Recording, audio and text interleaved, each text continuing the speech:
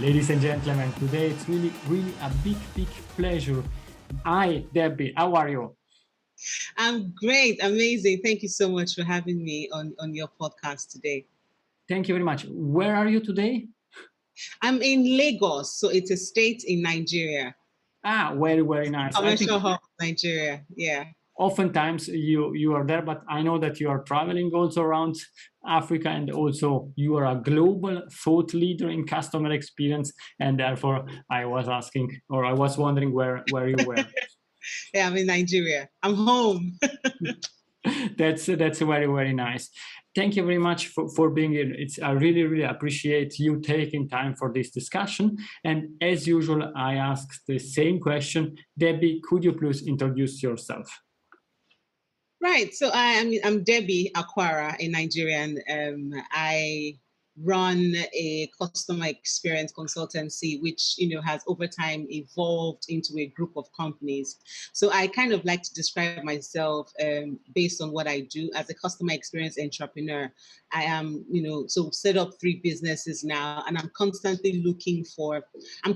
getting inspiration from businesses and business models to find new ways to help businesses grow one customer experience at a time.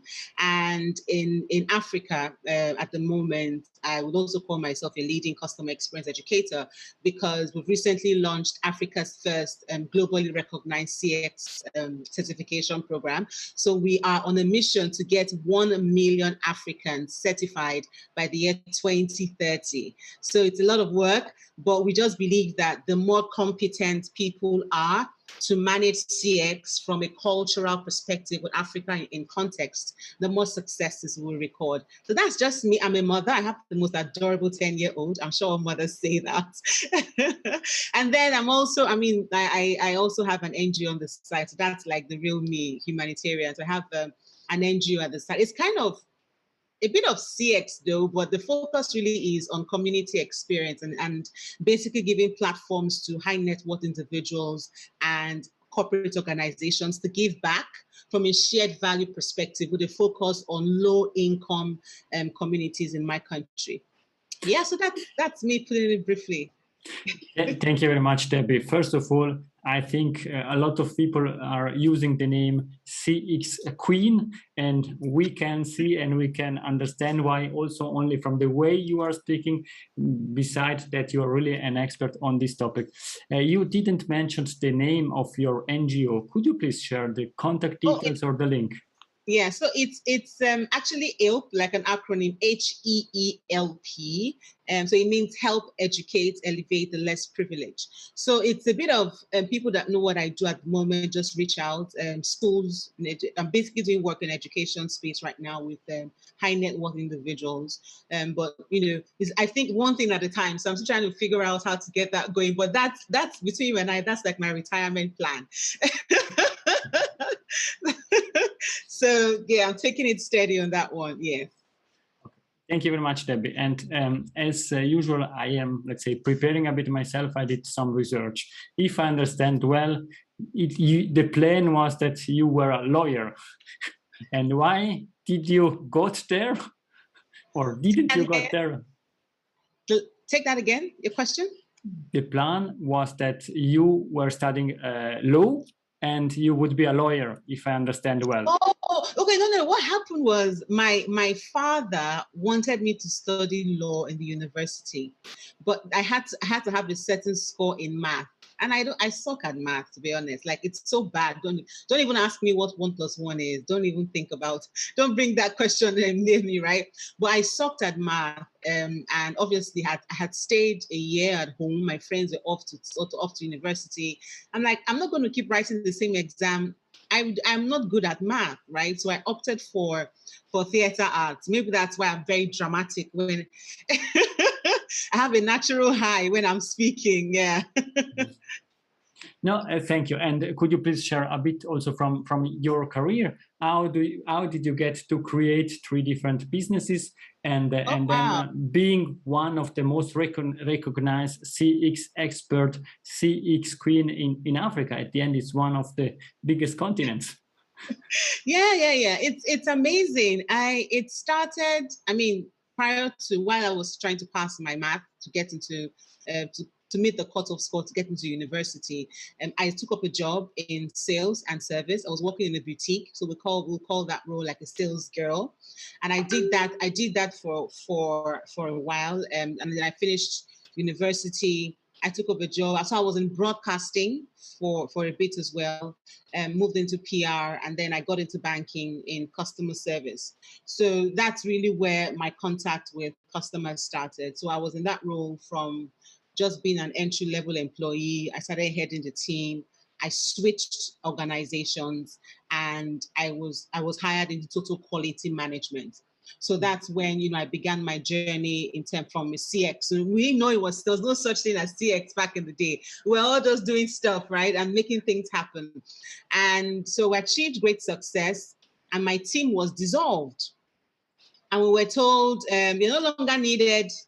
We are now number one. So there's this thing KPMG does in my country. It's called the Banking Industry Customer Satisfaction Survey. Do it every year. So all the banks kind of want to be number one, right? So my bank attained number one, and they've been there for a while. Like, okay, we don't need you guys anymore. You go to marketing. You go here. You go there. So I went into training.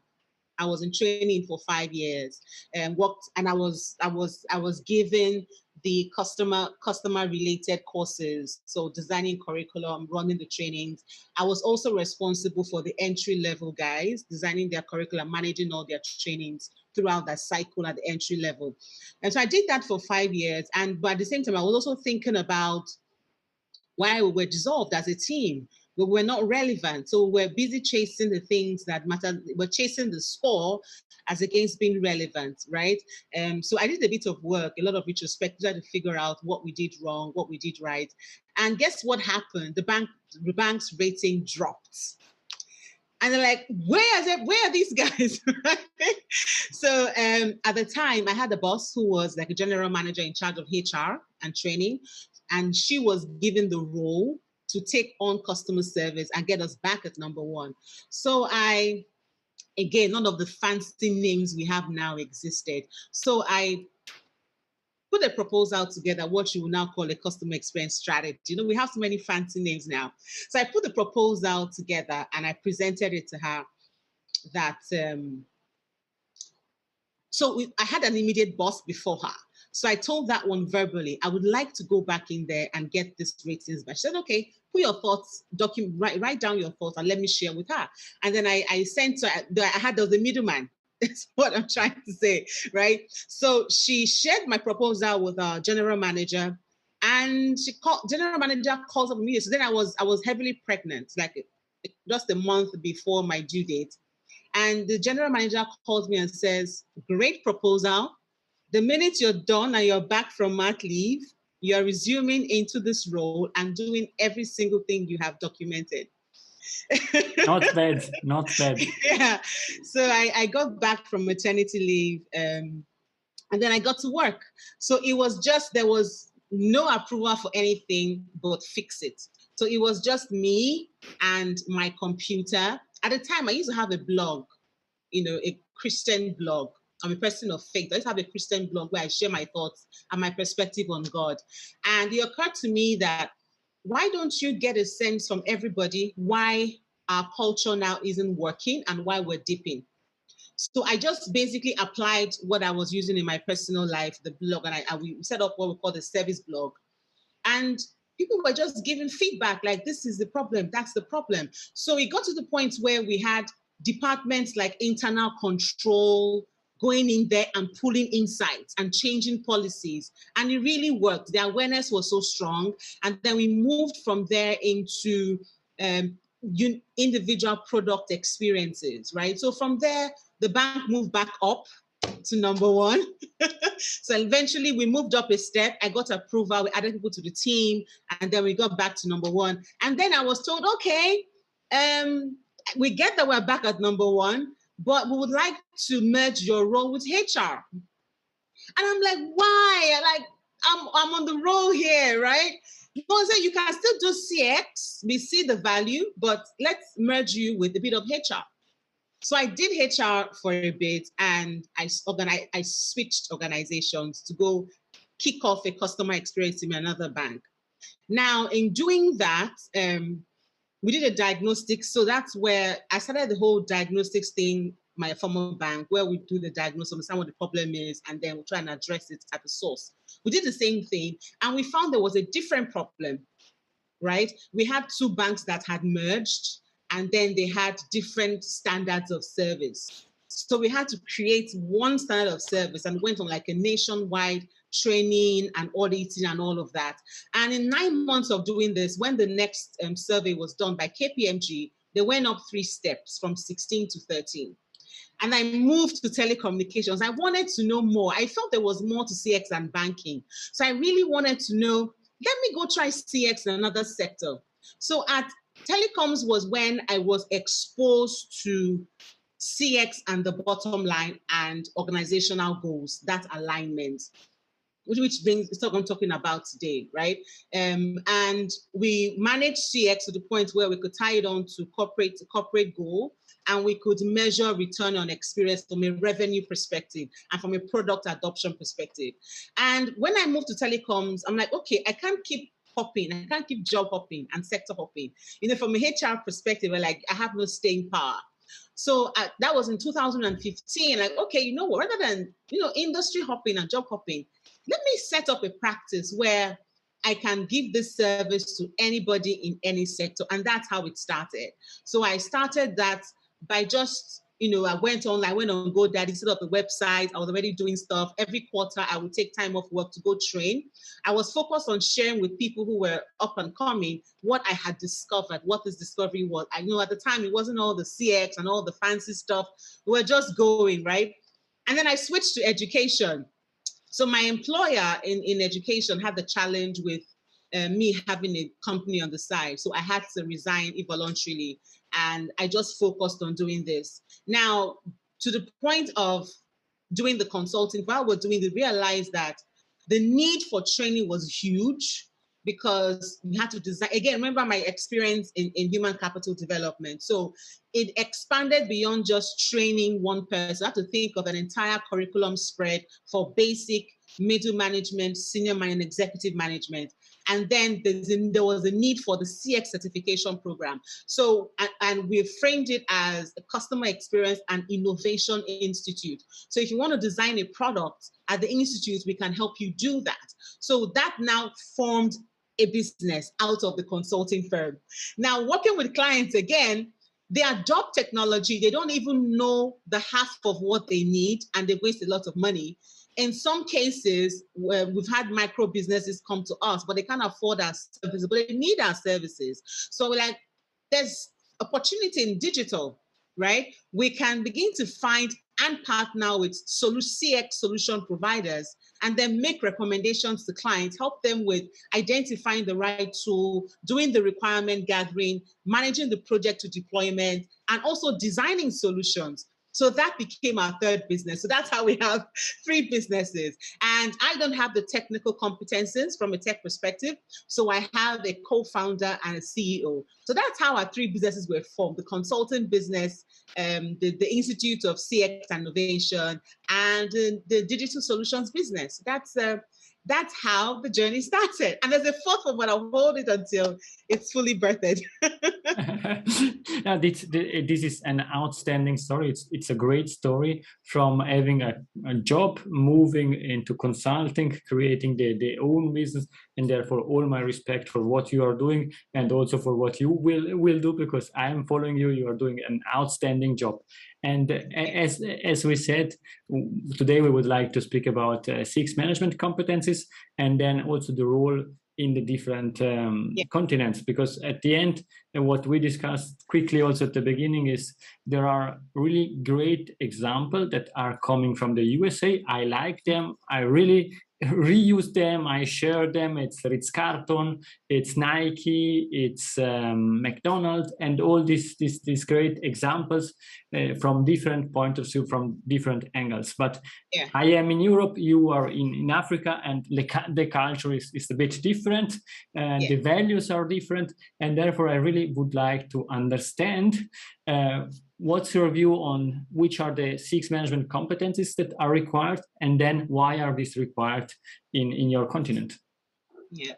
I think overall, if you look at the brands that you have mentioned now, they are brands that knew what they wanted and defined a roadmap to achieve their goal. What we are doing and what I've observed that we are doing as the profession is we are just sitting back and putting the pieces together from all of these different businesses, which is actually wrong for the emerging market. We are, whether we're an emerging market or we're not developed, bottom line. We're either on the road to development or we are still above. For the frontier markets, you're not underdeveloped, you're on that road to being a developing country. There are, specific to Africa and Nigeria, it's tough to do business in Africa.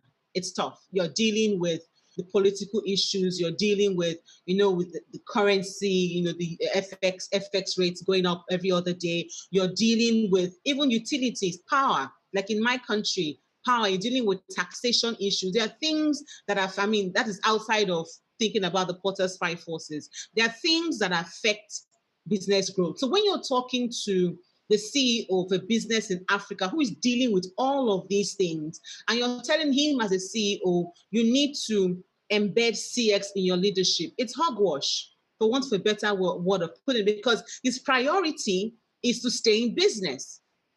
So when I think about my journey, which I have shared, the reason why my team was dissolved is because there was nothing bringing in the bottom line, right? So when the goal of, okay, we wanted the bragging rights, when that was achieved, we're off the table. So in an emerging market or in a frontier market, in terms of competencies, how can you manage customer experience successfully? What are the things you need to manage CX success? It is not a case study from Nike or from Amazon or from Zappos. That won't save you. I know people who go for CX trainings outside of Africa, and they come back and guess what? They pick up their phone and they call me to ask me questions, because you cannot correlate what you've gotten from the Western world and apply it here. What is one of the reasons why we designed the CX certification program the way we did, right? Understanding the African culture and then embedding, putting a bit of the Western in. So you even have a broad scope. You're not just narrow-minded on what's happening in Africa, right? So when I think about my experience, and I really did spend some time researching, and then I found the Good Calls career competencies, and that was the aha moment for me as a customer experience practitioner, because I saw the alignment between competencies and human behavior, and then injecting that into understanding the business. So the customer experience competencies for me, really for an emerging market, starts with understanding the goal of the business. And this is what I've seen in my career.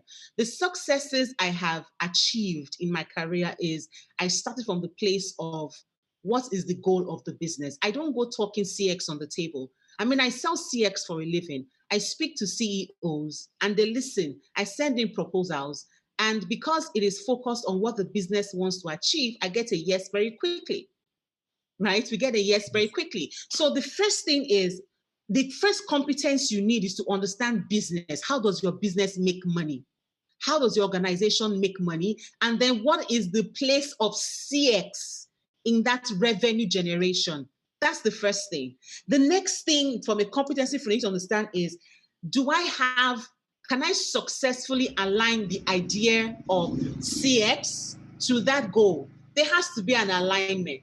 So if the goal of your business is to increase, and I think I've shared this case a lot of times online, where in the telco sector, where we had 21 million subscribers and we had spent money on a self-service platform. The self-service platform was built to solve a business problem, which was reduced cost to serve at the contact center.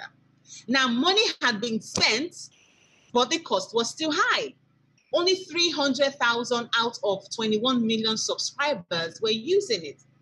So the business goal, let me use this analogy now to kind of explain my take on the competencies. So the business goal pretty much was, we need to increase the adoption of the self-service channel so that we can reduce the cost to serve.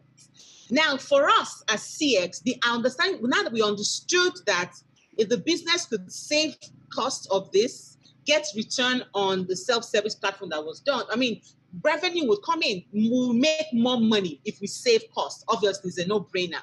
So we said to ourselves, how can we work with the business to achieve this from a customer experience perspective?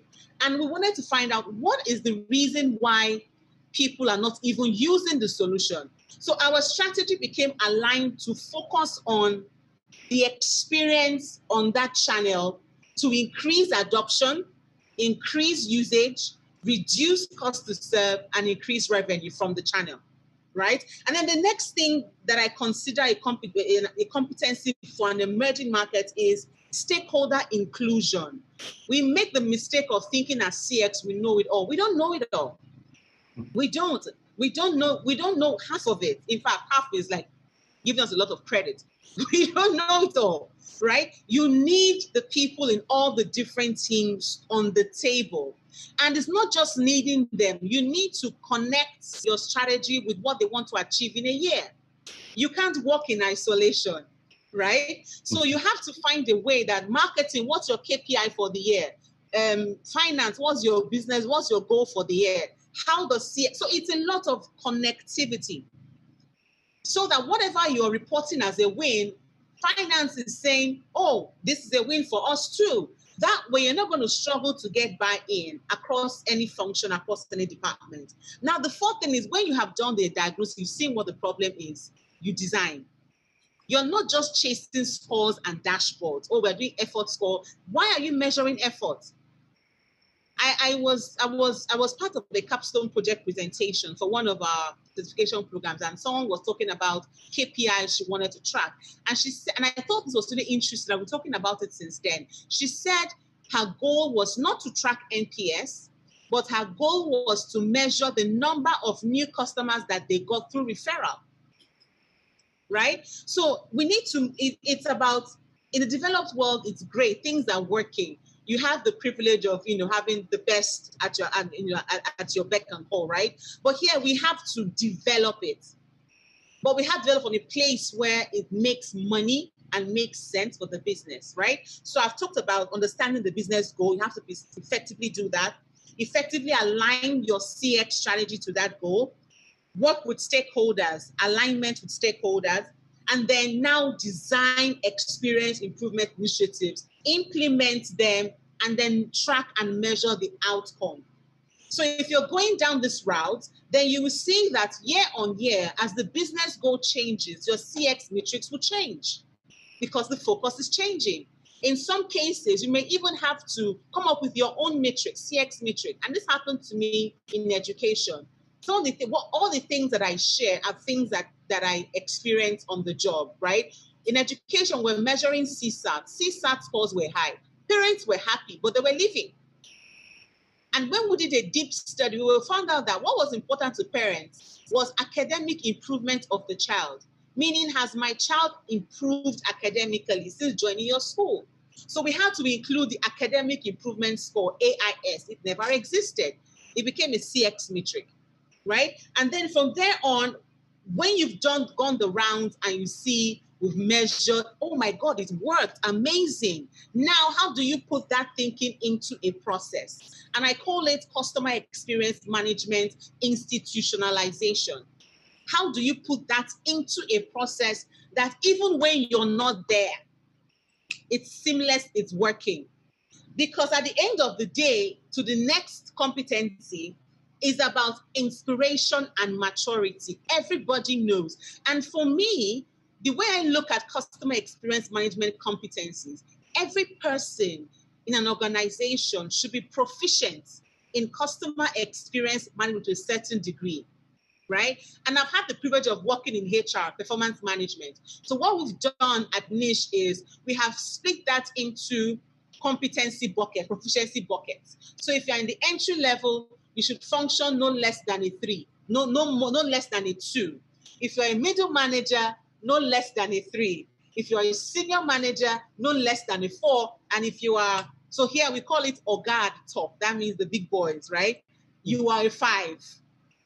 When you are all at that level, I don't struggle to get your buy-in because you know you're thinking CX, and you don't even need me because I have plugged in, remember, institutionalization. So I have plugged the thinking into your process already across all the departments, right? And then that takes to the next thing where CX leadership, you're thinking, how will this affect the customer? But CX is not in the room when you're having that conversation because you know.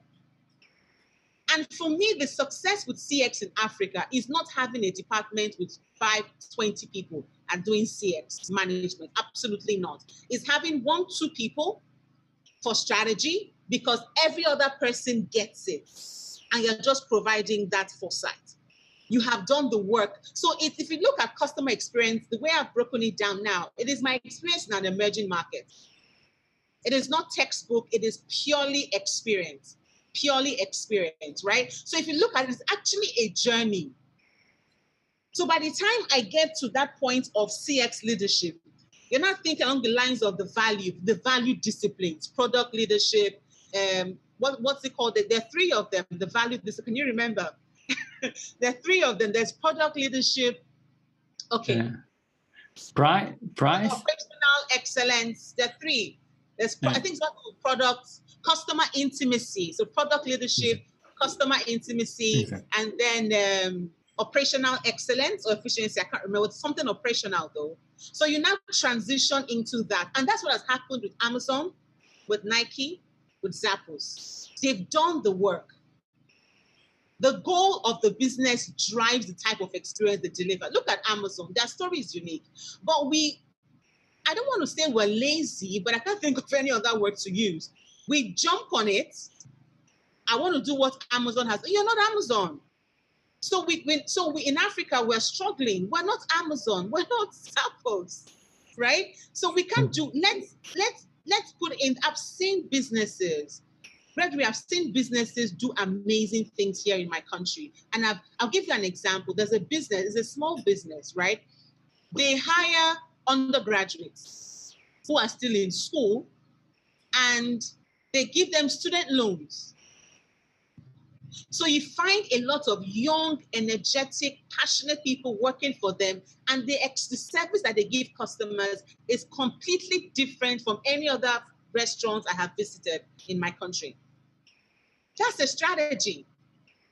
And they're leading from employee experience because that's what's dear to the owner's heart. So that's my take really on the customer experience management competencies for emerging and frontier markets is let's go down that road. First of all, successfully understand your business and what it wants to achieve and how we can make money. Then understand how to align your customer experience strategy to that goal. Then get your stakeholders, what people that you need. Is your strategy aligned to theirs as well? Otherwise, you will struggle to get implementation. Then you can go ahead and design your initiatives, implement them, measure the outcomes. As they measure the outcomes and they're successful, think about institutionalization. Build it into your process. One of the things that we are very guilty with in my country that I've realized, and I make bold to say Africa, it's not to be corrected, is it's in our head. It's up here. And we expect people to know when you say it once and they get it. You have to document it. You have to document and enforce it, right? So that's pretty much my take on the competencies from a frontier and emerging market perspective of customer experience management. The only thing that I can say is, ladies and gentlemen, please go back 15 minutes, take a sheet of paper and write everything what deBBie was saying, because there is only one thing that I am not agreeing with her, and is that it's fit only for Africa. I think it fits also for Europe, because exactly what you are saying is what we need also on the Europe side. I can less comment on the USA. As you are saying, there are quite a lot of great examples, but I think Amazon was from the first day on extremely customer obsessed, and therefore they are where they are. And basically there are a lot of business that exactly need to understand that. And all what you said was perfect. I'm not allowing myself to comment that, but what I think it really and completely makes sense, and it's where we are starting also understanding in Europe, we need to link customer experience with business result. exactly what you are saying. We are not speaking about fluffy stuff of NPS or figures and so on. It's nice to see the NPS growing, but you need to link that to real business results. At the end, it's bottom line, it's acquisition or reducing cost to serve. But this is the key, and this is the direction where we are discussing in Europe, that we need really to, because at the end, you are extremely passionate, and there are plenty of other people extremely passionate about customer experience. But for businesses, customer experience is one discipline among quite a lot of others. And therefore, we are spreading passion and explaining everything. And you said the CEO, I can say the CFO, tell me, yes, it's nice, what's in for me? And we need to be able to explain what's in for me. Exactly. I remember one time in my telco days so we're doing all that work around driving self-service adoption. And the guys in IT said to me, deBBie, there's no budget. I'm like, okay. So I went to the CTO and I explained to him what we're trying to do. And he calls his guys in. Sorry, I told you, I warned you, I'm very dramatic. He calls the guys in like, guys, are you people okay? This is the business goal. What do you mean? Go and look for money. If they win, we win. Right? And that was it. That was the end of it. We got approval. So it saved us a lot of trouble. And I just want to encourage us, because it's easy to get carried away with all the trends and stats. And we even noticed that if you look at all the global CX reports, Africa is not included. So we just even started this year. Let's solve that problem. Let's start with the state of CX in West Africa. And what we've observed is, when we did the research, we now saw that there's something unique about customers in West Africa. They are loyal and they are tolerant. They won't rock the boat. Now, we're telling ourselves we need to do a deeper study, because if the African customer, the West African customer, is somebody who is loyal, right? Who would do this to help you stay in business just because. How can businesses now leverage? That's going to change the game completely. And this may be different for South Africa. It may be different for East Africa, right? So that's why I cringe when I sense that there is this thing about globalizing CX. It's going to kill the value of CX. Let each region, you're in Europe, you're in the US, wherever you are, express your CX as it applies to your culture. Then let's come together, compare notes, understand what's going on, be more global minded. That's how I see it. I get very passionate about this one. it totally makes sense, because also in businesses we are trying always to personalize experiences. And at the end, we are living in different continents, we have different values, and therefore we should follow different strategies to get to have loyal customer, to keep customer coming back, and to increase the share of wallet. And as you're saying, important is then afterwards the global sharing, what are our best practices, how it's working, and then taking some insights and reusing them based on the different cultures. Because in Europe, for example, Volkswagen is selling quite a lot of cars, but they are not able to sell a lot in the USA, because there are different expectations also from the customer. And exactly what you are saying, let's pick examples, share them, understand them, and then we can start from there. It was really outstanding. Thank you very much, deBBie, for this masterclass, because it was a masterclass and not only an interview. We are coming to the last part of this discussion. 3 questions for you. The first one is there a book that you would like to suggest to the audience that helped you during your career? Oh yes, there was one book, Outside In Perspective. Transformed my thinking. So that's what really got me thinking about, there's such a thing as CX. So that exposed me to the concept of CX, and I've been doing CX. Okay, how that is to the next level. So I would say Outside In Perspective is a must read. The must read. Thank you very much. And if I remember well or understand well, you wrote also something, the customer pulse check. Is this correct? Yes. I have the book out. Yes, customer pulse check. It's so it's a practical guide to gathering and using customer feedback. And where can my audience find your book? On my website, deBBieAkwara.com. It's available, and e-copy is available. But you can also get it on Amazon. It's also available on Amazon if you want a hard copy, yes. Thank you very much. And also linked to this question, are there other contact details that you would like to share with the audience?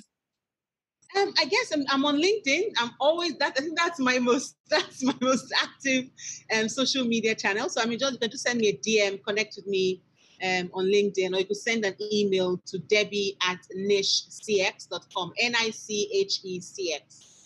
deBBie@nichecx.com. Thank you very much. And I know that you mentioned already, but I think it makes sense to repeat that again. The webpage of your NGO. No, we don't have a web page yet. So it comes through my personal website, which is deBBieAkwara.com. Yeah. We're still pushing the baby gradually. I don't want to take on too many things at the same time. Perfect. I take time off CX, I go do some of that work, and then I come back. Thank you very much. And the really last question is deBBie's golden nugget. It's something that we discussed or something new that you would leave to the audience. Wow, my golden nugget is if you're in the customer experience management space in a frontier or an emerging market, my golden nugget to you is be bold. Trust the experience that you have that has worked for you. It worked for you for a reason. Be bold, own it, frame it, and scale it. That's what I'll say. Sometimes we don't trust what we know and think because if it's not coming from a particular source, it's not valid. And I had an encounter. I've always had this encounter. If you don't birth what it is that you have, you don't share it, less people would grow. The reason why I am having a conversation with you today is because I'm sharing what I've seen, what I know for a fact that works. So be bold. Be bold. People are going, I've had people come after me like, who does she think she is to start a CX certification? I've had those kind of DMs, right? I don't care because what drives me is impact. So if you are in the frontier or emerging market economy, be bold. If you have been doing stuff in customer service, customer experience, customer success, customer relationship management, customer value management, you've been doing something that has been working for you, let's be bold and let's share it. Together we can grow Africa one customer experience at a time. Thank you very much. I'm not commenting deBBie's golden nuggets because this was deBBie's golden nugget. The only thing that I can say is thank you very much for your time. It was really a great pleasure to have you on my podcast.